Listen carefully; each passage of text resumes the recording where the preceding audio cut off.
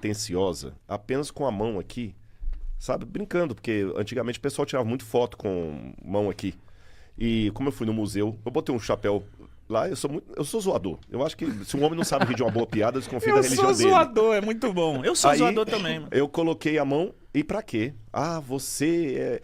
Aí misturaram Illuminati com maçonaria, com não sei o quê, com bode preto, que eu era. Até hoje tem Isso era uma mãozinha. E aí aqui. o que eu Isso queria era uma explicar pra mãozinha você, porque a gente lê as histórias, e tem muitas histórias que, por exemplo, foi quem que abriu o mar?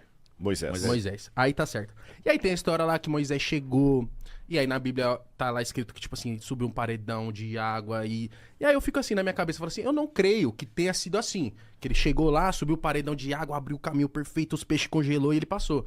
Eu creio que talvez a maré estava baixa e eles passaram. E isso era um milagre pra época, e por que não? E aí eu queria que você me explicasse isso, por exemplo, Davi e Golias realmente existiu?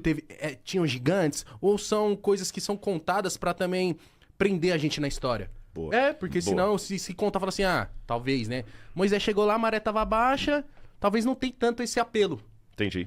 Eu vou responder isso em 3 níveis, só que antes eu quero me desculpar com o público e aproveitar a deixa, que eu esqueci, eu ia trazer para vocês, mas tá a promessa aqui no ar, a galera toda tá ouvindo, tá vendo. Já tá Eu vou dando mandar pelo desculpinha. correio, eu escrevi um livro que o título é O Ceticismo da Fé, porque às vezes é preciso Esse livro duvidar é para ótimo. crer. Uhum. E eu vou mandar para vocês aqui, só para você entender como é que eu fico à vontade com perguntas, tá bom? Agora sua pergunta é proposital. Eu vou até potencializá-la mais. Há histórias muito estranhas na Bíblia, uma virgem que deu à luz a um menino, um Jesus que andou sobre as águas, que Multiplicou pães. parece história do X-Men, Sim. né? Ou misturado com DC Comics, alguma coisa assim. Mas vamos lá, nós temos 3 maneiras de responder isso. Letra A, considerar que tudo é um mito mesmo, como você falou. E há acadêmicos que falam que tudo é um mito. Por exemplo, você tem a escola alemã, que tinha um camarada chamado Rudolf Bultmann, que era um dos expoentes, como outros também, Taimaros, que diziam que Jesus era apenas um mito, e eles faziam a diferença entre o Jesus histórico e o Cristo da fé. O Jesus histórico foi um cara como outro qualquer, o Cristo da fé que foi esse Cristo mitologizado que criaram. Então tem essa abordagem.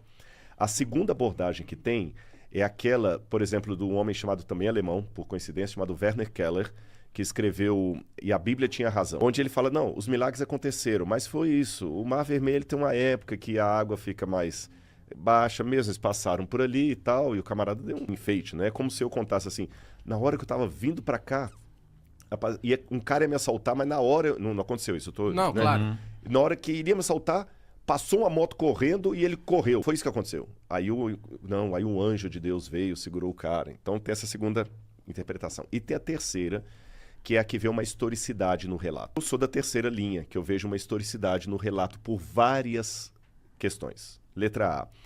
Quando você compara analiticamente o texto da Bíblia com o texto da mitologia do passado, as técnicas não são as mesmas. É um estilo literário diferente. Um palavreado que já não se usa Exato. hoje. Mesmo para a época. Sim. Porque na época tinha mito. Você tinha as fábulas de Esopo, você tinha a mitologia de Homero, Hesíodo, que contava as mitologias gregas.